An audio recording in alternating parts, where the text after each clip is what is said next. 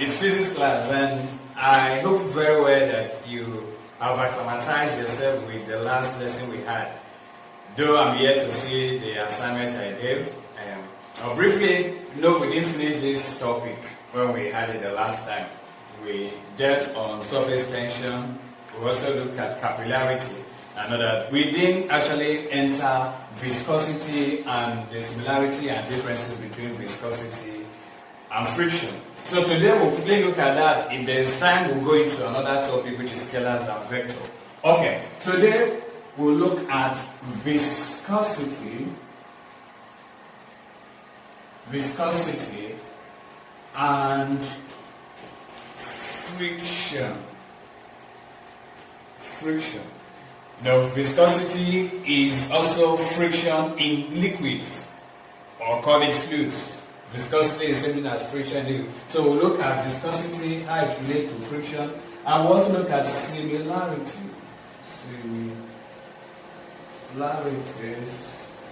of viscosity and friction. And then finally we'll look at differences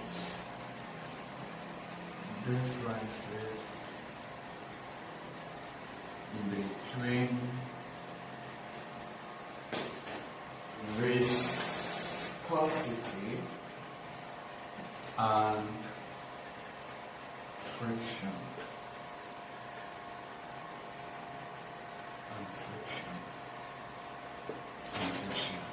Okay, to quickly do a recap of what we learned last time, I said surface tension is a force that acts between the surface of a liquid, causing the liquid to become like a thin elastic skin, for the fact that the surface of the liquid is able to handle the little or tiny objects that are positioned or that is positioned on the surface.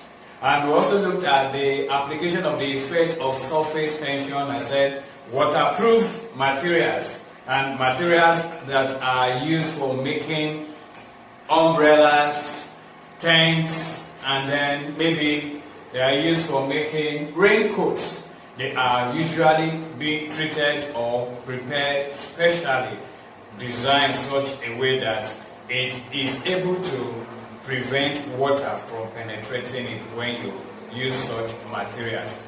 Those of us who or you have used umbrella, this is why you know very well that when you use umbrella, it becomes difficult for water to penetrate or go through it. Yes, it has been prepared or designed for it, and what has been used for it is oily-based substances to treat the fabrics so that it can prevent water. And what actually happens is surface tension. We look at also capillarities. I would say capillarity is the rising and falling of liquids in a narrow tube. Capillarity is the rising and falling of liquids in a narrow tube. Now, while we discuss capillarity, we may mention of two different kinds of forces that help the capillarity of fluids. We may mention of the cohesive, or we call it cohesion force, and we also may mention of adhesion force. Now, and I said that there are three forces that can help the capillarity of liquids. These are two of them, and then the third, which is surface tension. Now, cohesion, to further recap, simply means the force that acts between molecules of the same kind.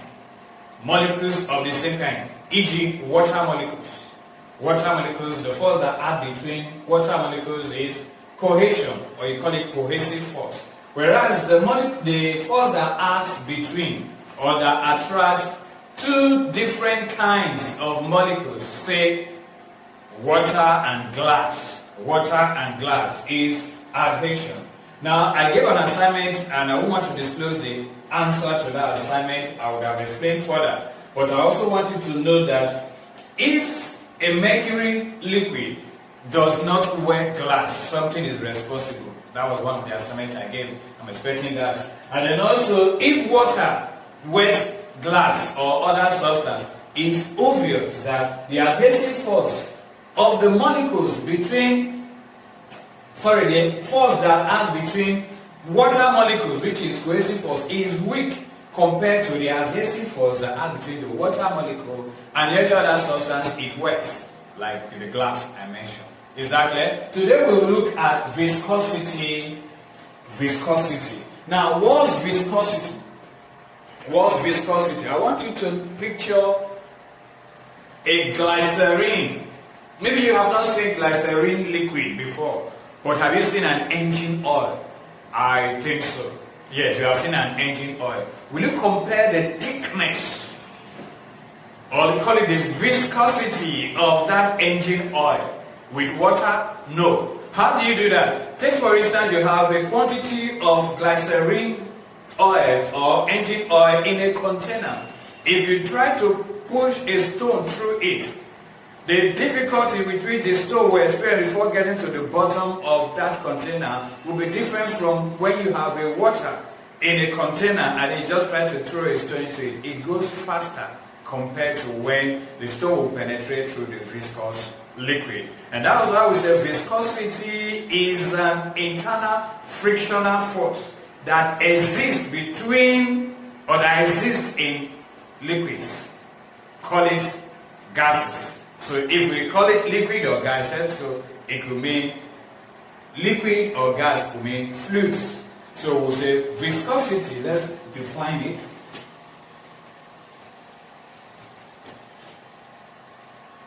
Viscosity. This is the internal force acting between layers of liquids or gases in motion. Is that clear? Now, the simple definition for viscosity, it acts between liquids. So layers of liquids or gases in motion. Now, look up, we'll have a diagram. Let's say this is a container.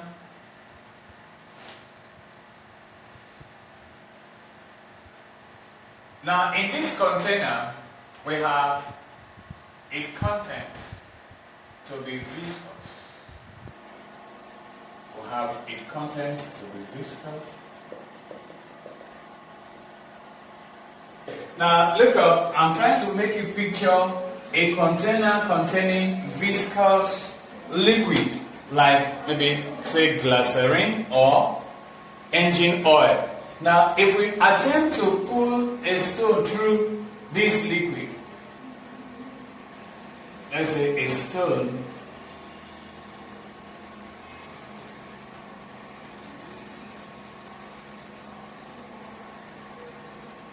through the liquid. Now, it will be faster if you pull a stone through water as a liquid compared to pulling a stone through a viscous liquid such as glycerine or engine oil. But there are three forces that this stone will be subject to when it is pulled through a viscous liquid. The first force acting downward is described as the weight of the stone, which is mg.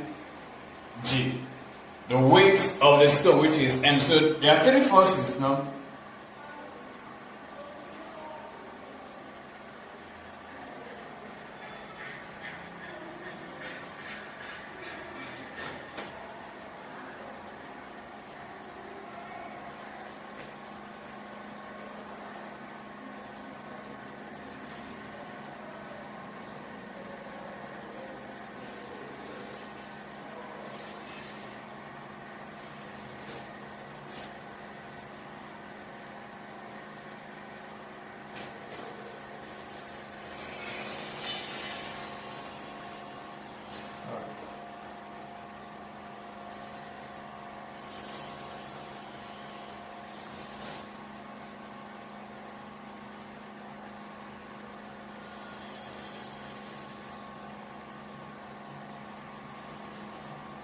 Yes, there are three kinds of forces.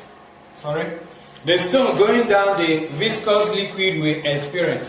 The first I said, which is the weight of the stone. The weight of the stone acting downward. Of course, I have established the fact that weight, which is W, is equals to mg. Of course, you know m is the mass of the stone, whereas g is the acceleration due to gravity of the stone. Now, the first force is the weight of the stone, put in bracket W, acting downward. Acting downward. That's the first kind of force. Now, the second force that will also be in this container is described in physics as upthrust. Upthrust is represented, W is acting upward. So, the second force, which is the upthrust, U, acting upward. Acting upward. Now, of course, we'll certainly have upthrust as a topic on its own, and as we continue in this third term or in SS2. Yes. Outside that, the third kind of force that is also acting in this container is the force, the viscous force itself, that is also acting upward. Viscous force is represented, V, is acting upward in the same container. What is it? Because of the viscosity of the liquid is trying to push or resist the stone. Resist the stone. So the third force is the viscous force. V acting upward as well. Acting upward as well. So we have been able to establish three kinds of forces that could exist in a container containing a viscous liquid. Now, if we end here, we have not really done justice to this topic. Now, I'm going to bring out an equation that actually connects these three forces together, and then we'll try to solve it and resolve it. Now, the equation will now be, looking at it this way, it becomes W minus V minus U is equals to MA. Now, this A is linear acceleration, but I could represent it with acceleration due to gravity, which is small letter g. Of course, you should know, a physics student should know it also means the same thing, whether it's this or this, but there's an acceleration acting on the stone. Okay, now from this equation, take for instance where the stone moves with a constant velocity. Don't forget, acceleration A is equals to velocity over time. Now, if the stone moves with a constant velocity, it therefore means acceleration will end up becoming zero. So that this same equation can be written in another form. Look up this way.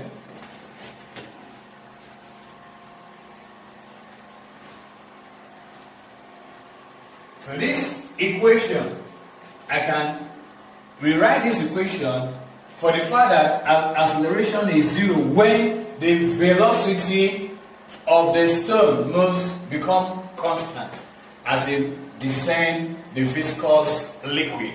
Okay? So you have W minus V minus U equals MA is equals to 0.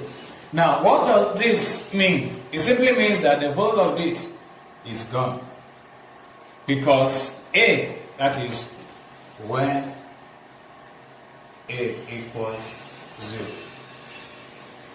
When A equals 0, the whole of this is because 0 times the mass, whatever mass it may be, is 0.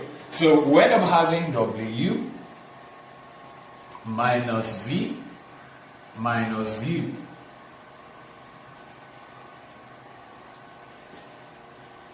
Okay?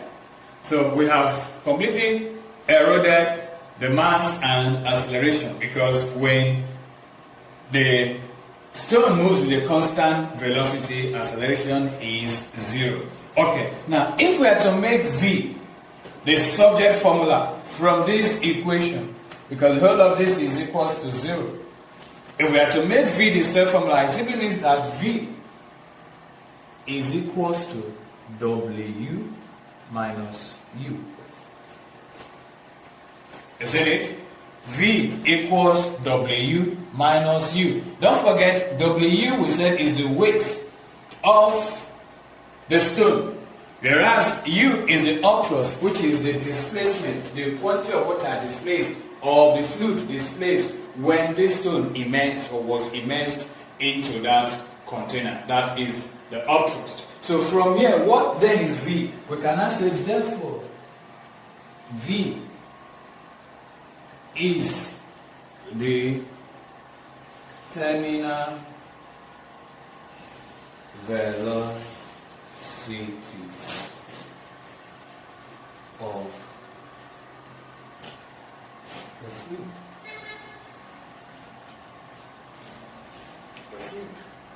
So with this, we can find the terminal velocity of the fluid or of the stone to the fact that using these formulas and these derivatives or derivation we have just expressed. I don't know if you have any question to ask me. Please say it to me while you are doing the assignment. Is that clear? Okay. Now the next thing we shall discuss is the similarities of viscosity and friction. Similarity of between viscosity and friction. Now, we have discussed friction in our first term and second term work. We discussed friction. Now, we know very well that friction is the force acting between two surfaces in contact. The force acting between two surfaces in contact. That's friction. Okay? And then viscosity, we say, is also the internal force. That is what acting between two layers of liquids or gases in motion. So what are their similarities? Now the first similarity, that's right.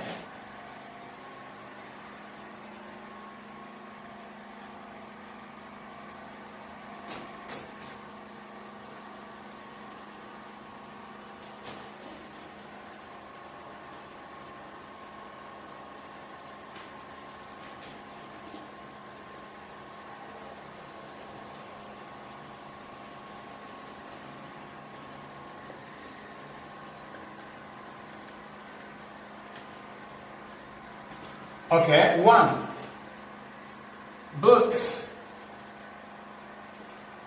act between two surfaces. I hope you can see that. In contact. Both are between two surfaces in contact. Yes? That's the first thing. As regards the similarity between viscosity and friction. Both are between two surfaces in contact. Another similarity between viscosity and friction is that they exist within an area. Within an area.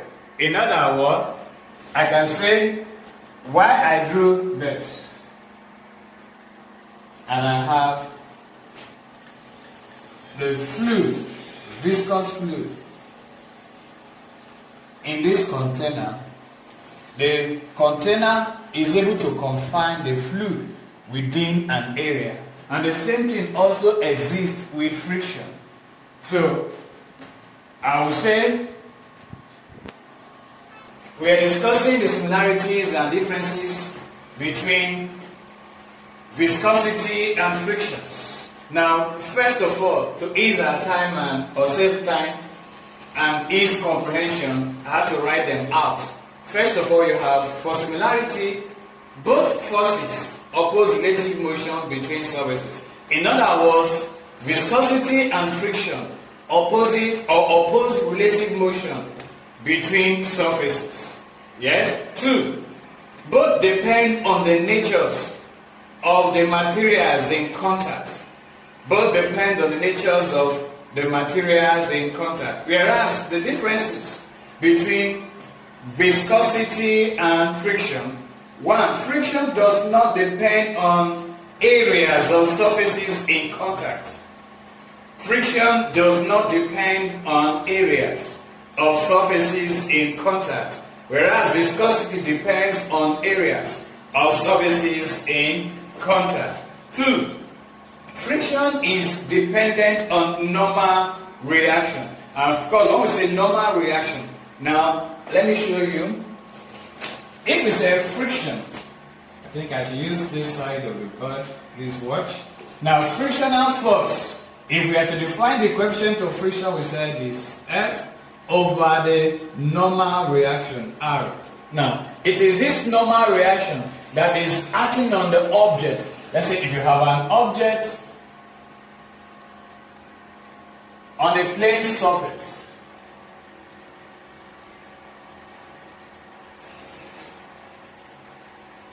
now this object, if it is acted upon by a force, the force tends to drag it towards that direction, but the weight of the object is referred to as the normal reaction. The weight of the object is referred to as the normal reaction. Now, I'm saying that whereas frictional force depends on normal reaction, viscosity does not depend on normal reaction. That's the second difference between viscosity and friction. Friction is dependent on normal reaction, which I just explained, which is this from this object, but viscosity is not. Thirdly, friction occurs in solids. Viscosity takes place in liquids and gases. Viscosity takes place in liquids and gases. Okay? So I think you have penned all of those on the board down, right? But before I round off this class, I want you to do something for me. And that is, which is the application of viscosity.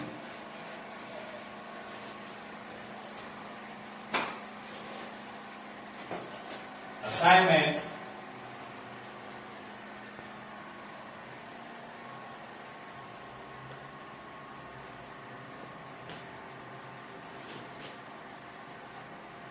Give 3 applications of viscosity. So you have to add this assignment to the other 2 that were given earlier in this topic: fluids at rest and in motion. So I know you've had a great time learning or studying and comprehending all that fluid at rest and in motion entails. I'll see you some other time, but I would have loved to, I don't know if I still have time, would have loved to introduce a new topic, scalar and vector. But the next time you shall see me, know very well that we'll be discussing scalar and vector. Have a nice time.